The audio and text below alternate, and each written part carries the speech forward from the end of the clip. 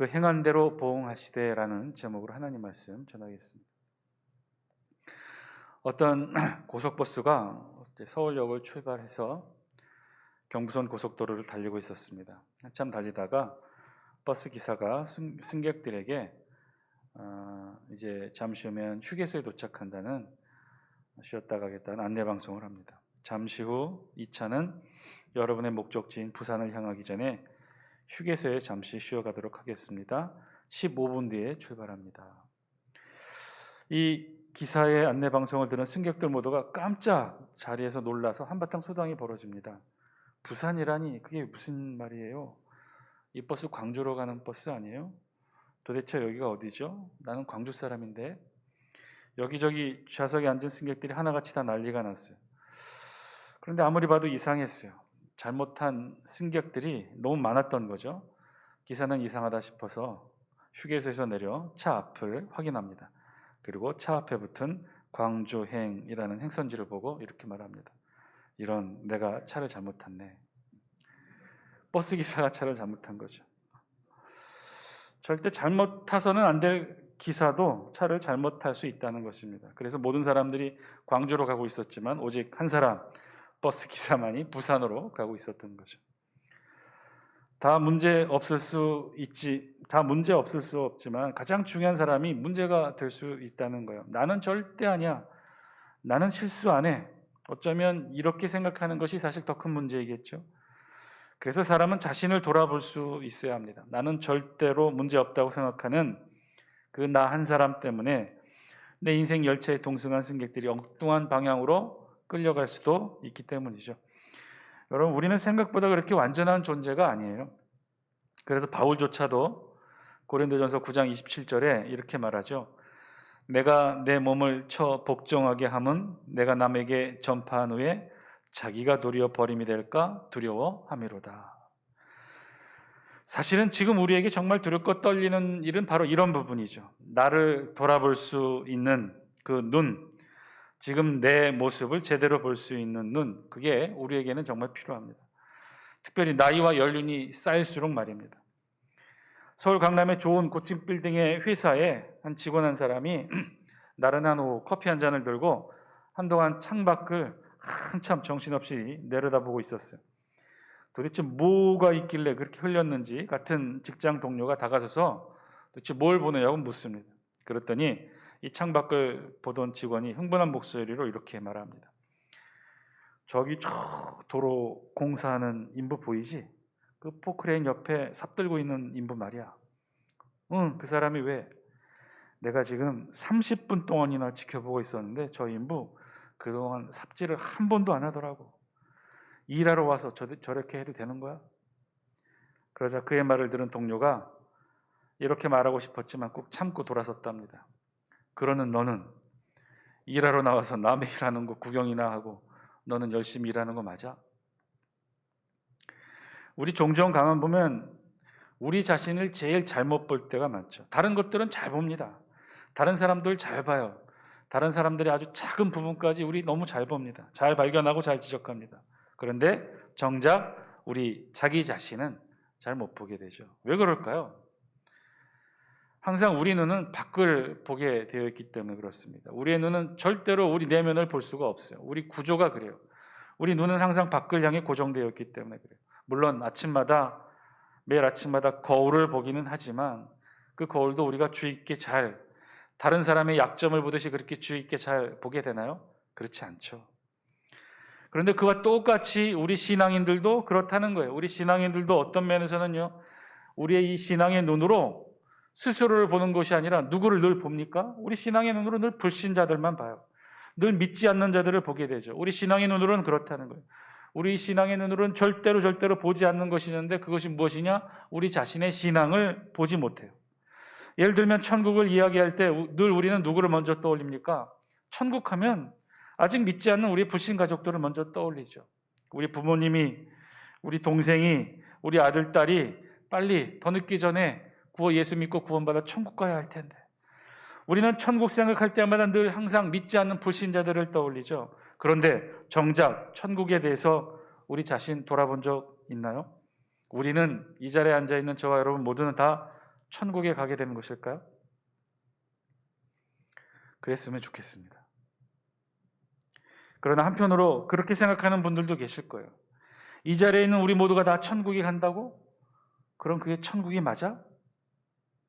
김 집사도, 이 집사도, 최 집사도 다 천국에 간단 말이야? 그럼 그게 천국이 맞을까? 심판은 어떤가요? 마지막 때 주님 재림하실 주의 날, 이 땅의 모든 사람들은 다 하나님 심판대 앞에 서게 될 텐데, 우리 마태복음에 의하면 그 종말의 때에 예수님이 이렇게 설명하셔요. 하나님 심판대 앞에 선 사람들은 다 두 부류로 나눠지게 된다고 그랬어요. 양의 자리와 염소의 자리. 그래서 천국에 갈 사람과 지옥에 갈 사람으로 다 각각 그들이 행한 행위대로 심판받게 된다고 했는데, 그런데 그때에도, 그 심판의 자리에도 우리는 늘 누구를 먼저 떠올리나요? 하나님의 심판의 대상으로 늘 떠올리는 사람은 누구예요? 불신자들, 믿지 않는 자들을 떠올리죠. 정작 우리 자신을 떠올리진 않아요. 그럼 우리는 어떻게 되는 걸까요? 우리는 심판도 받지 않은 걸까요? 우리에게는 심판이 없는 것일까요? 오늘 우리 본문 말씀도 사실은 이 주제를 다루고 있어요.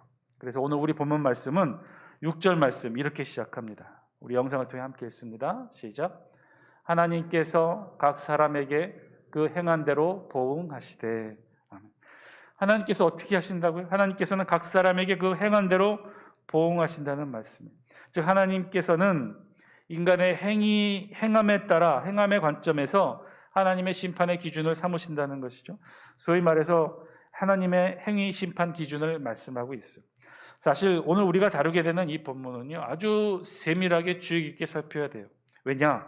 오늘 6절 말씀이 뜻하는 말씀을 잘못 이해하게 되면 하나님께서는 우리의 행위를 통해 판단하시고 그 행위를 통해 우리의 구원을 그러면 허락하시게 되는 것일까?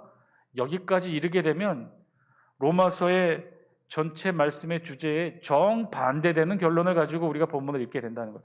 여러분, 로마서 1장부터 사실은 바울이 강조하여 주장했던 핵심 교리가 무엇입니까? 우리의 구원은 어떻게 이루어지죠? 우리의 구원은 믿음으로서만, 오직 예수 그리스도를 믿는 믿음으로서만 우리가 구원을 얻는다고 그랬죠. 이 신득이에요. 오직 믿음으로서만 인간은 구원을 얻을 수 있다고 했는데, 그러면 이 2장 6절에 있는 말씀에 의하면 그럼 믿음이 아니라 어떻게 된다는 거예요?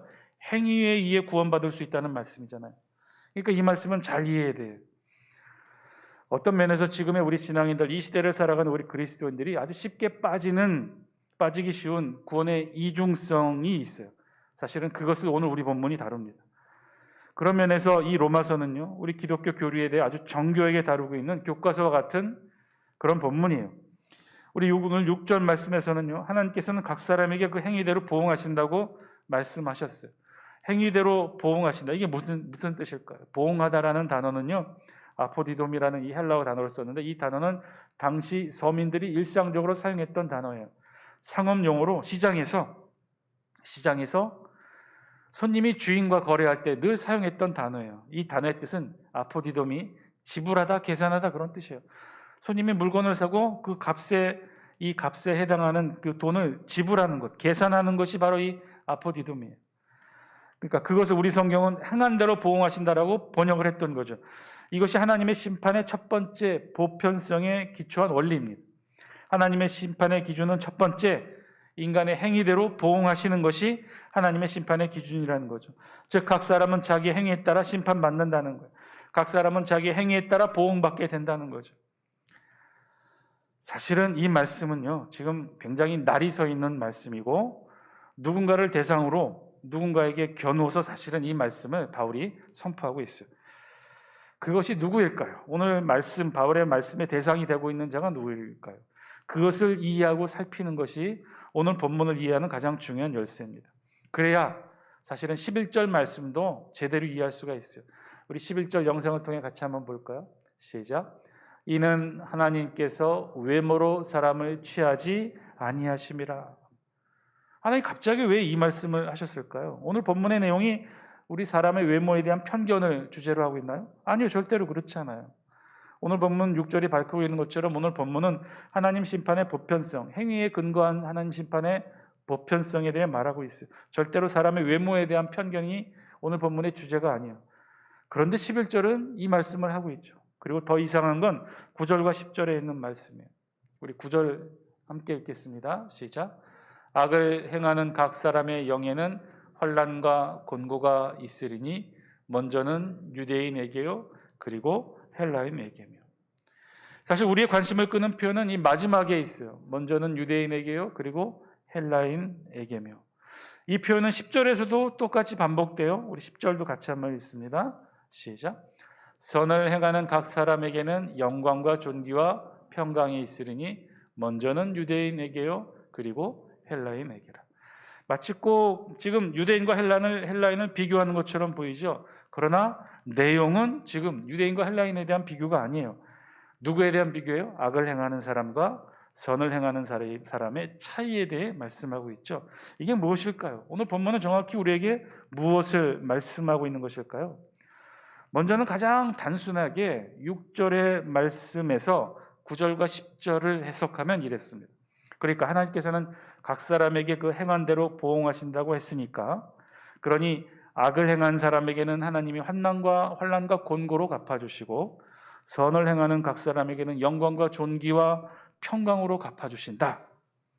이렇게 악을 행한 사람에게는 환난과 곤고로, 선을 행한 사람에게는 영광과 존귀와 평강으로 갚으신다. 하나님께서 이 세상을 심판하는 방식이 이렇다. 정말 만약에 오늘 본문을 이렇게만 이해한다면, 그래서 하나님은 오직 그 인간의 행위대로만 심판하신다고 이해한다면, 그러면 정말 오늘 우리 본문을 정말 심각하게 훼손하게 됩니다. 하나님께서 정말 철저하게 우리의 행위대로만 심판하신다? 그러면 오늘 로마서 전체 주제하고도 배척되는 이야기고요. 만약에 그렇다면 지금 이 시간 저와 여러분들이 앉아서 이렇게 예배 드리기보다는 우리 밖으로 나가야 돼요. 선한 일을 하기 위해 밖으로 나가야 돼요. 자신과 구원을 이루기 위해 싸워야 돼요. 오체투지하고 지리산 가서 면벽수도 하고 불교에서처럼 동굴에 들어가 참선하고 무건 수행하고 108배를 해야 돼요. 한마디로 인간의 노력으로 할 수 있는 모든 것들을 다 동원해야겠죠. 그런 인간의 행위, 노력, 여하에 따라 하나님이 보응하신다고 하셨으니 그렇게 해야겠죠. 그러면 처음에 우리의 우려대로 로마서의 핵심 진리, 이신득이가 아니라, 믿음으로써 의롭게 되는 것이 아니라 어떻게 해요? 행위로써 의롭게 되는 이행득이가 된다는 거예요. 그런데 절대로 그렇지가 않아요.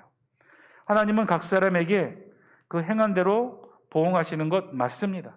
악을 행한 사람에게는, 선을 행하는 사람에게는 각각 하나님께서 그 행위대로 보응하시는 것이 맞아요. 이 사실에는 변함이 없어요. 당연한 진리의 말씀이에요. 그러나 진짜 중요한 것은 악을 행하는 것이 무엇이고 선을 행하는 것이 무엇이냐 하는 것이죠. 어떤 것이 악을 행하는 것이고 어떤 것이 선을 행하는 것일까요? 사실 오늘 말씀의 진짜 주제는 여기에 있는 거예요. 우리가 일반적으로 알고 있는 선악의 개념이 있어요. 어떤 거죠? 선은 어떤 거죠? 좋은 일을 하고 남을 돕고 잘 섬기고 착한 일을 하고 법을 어기지 않고 성실하게 열심히 자신의 일에 최선을 다하는 것, 우리는 이런 것들을 선으로 알고 있죠.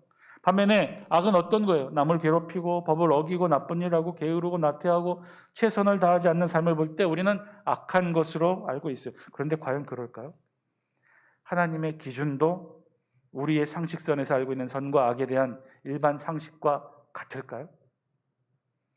오늘 성경 7절과 8절은 하나님이 말씀하시는 선과 악의 기준에 대해 이렇게 설명하셔요. 우리 다 함께 7절 말씀 영상을 통해 함께 읽습니다. 시작.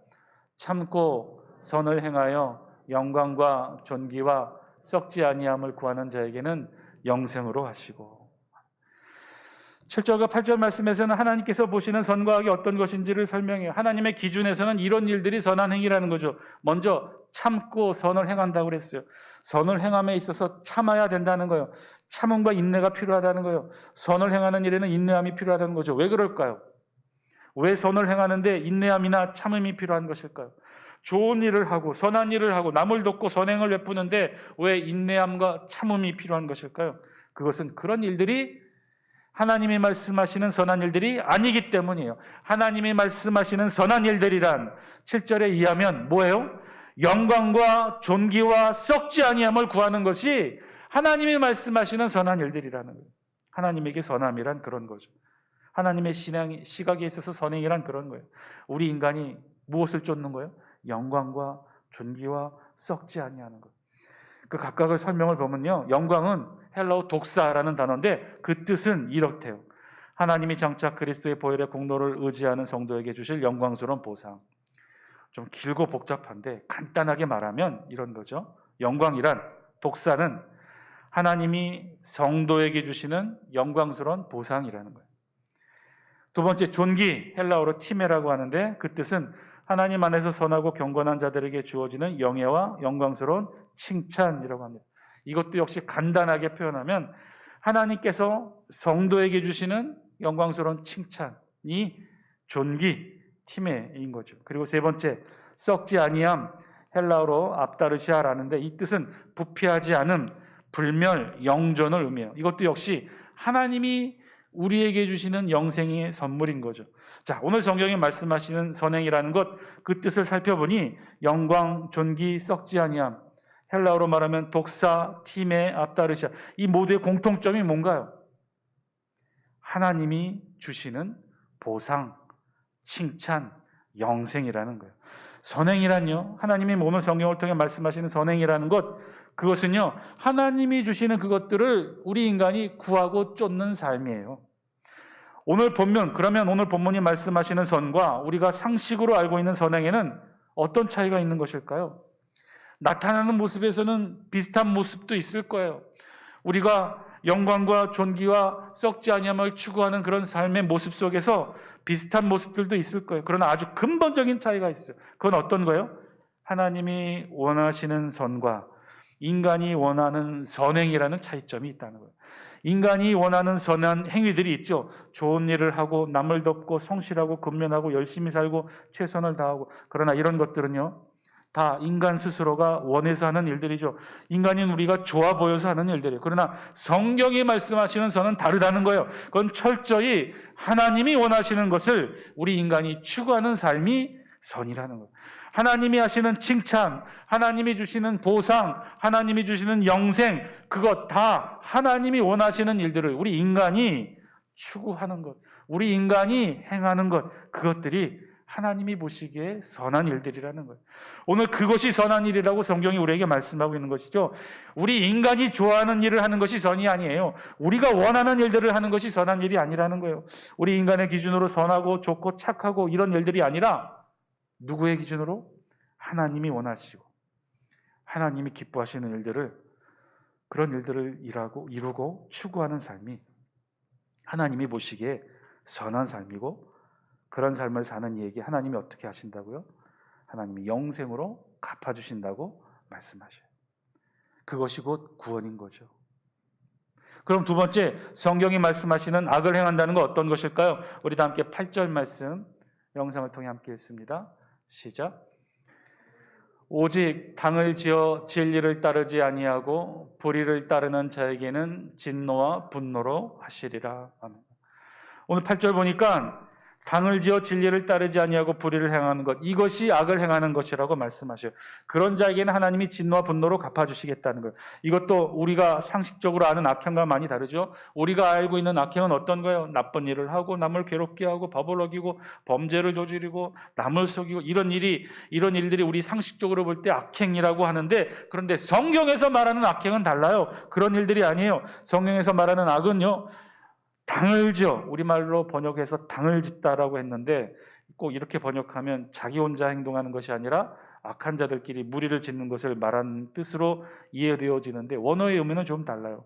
헬라어 원어의 의미로 에리데이아라는 단어를 썼는데, 이 단어는 철저히 그 뜻의 기본적인 뜻은요, 이기심, 이기적인 야망, 야심, 뭐 이런 단어예요.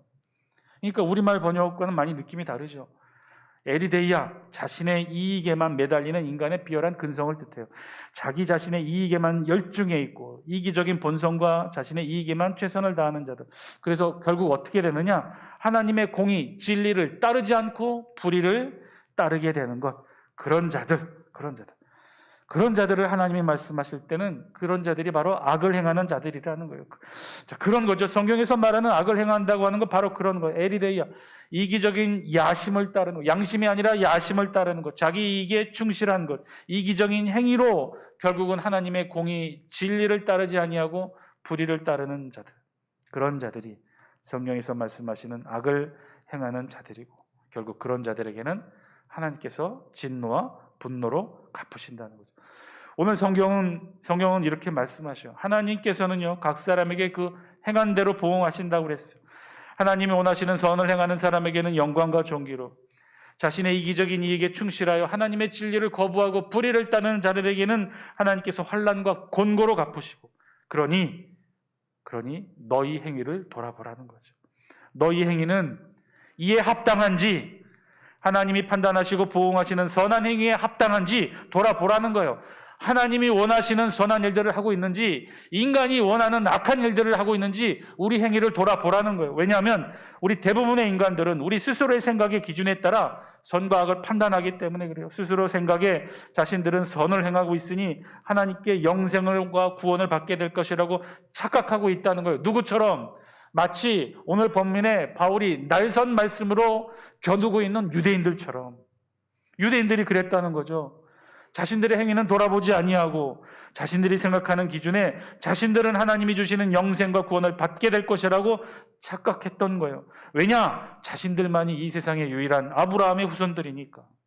자신들은 헬라인이나 이방인들과는 다른 아브라함의 약속의 자손들이니까. 자신들이 생각하기에 자신들만이 수천 년간 율법을 지켜왔으니까, 그러니까 자신들은 그런 유대인의 외모로 하나님께 구원받게 될 것이라고 착각했던 거죠. 그런 자들에게 바울은 날선 말씀의 칼로 겨누어 이렇게 말씀합니다. 우리 11절 말씀 다시 한번 영상을 통해 함께 했습니다. 시작. 이는 하나님께서 외모로 사람을 취하지 아니하심이라. 유대인이든지 헬라인이든지 아브라함의 후손이든지 이방인이든지 믿는 자들이든지 믿지 않는 자들이든지 기독교인이든지 불신자들이든지 하나님은 외모로 판단하시지 않고 어떻게 해요? 각 사람에게 행한 대로 보응하신다. 악을 행한 사람에게는 혼란과 곤고가 있고 선을 행한 사람에게는 영광과 존귀와 평강이 있다. 하나님이 원하시는 일들을 행한 이들에게는 구원이 있고 자신의 이득을 쫓아 하나님의 진리를 거부한 자들에게는 심판이 있다. 사랑하는 장수교 성도 여러분, 오늘 말씀을 통해 지금 우리의 모습도 비춰볼 수 있게 되길 바랍니다. 저는 본문을 읽으면서 바울 당시에는 유대인을 대상으로 이 말씀을 선포했지만 오늘 이 시대에 지금 우리가 듣고 있는 이 말씀은 그 대상이 누구일까요? 지금 우리를 향한 말씀이 아닌가요?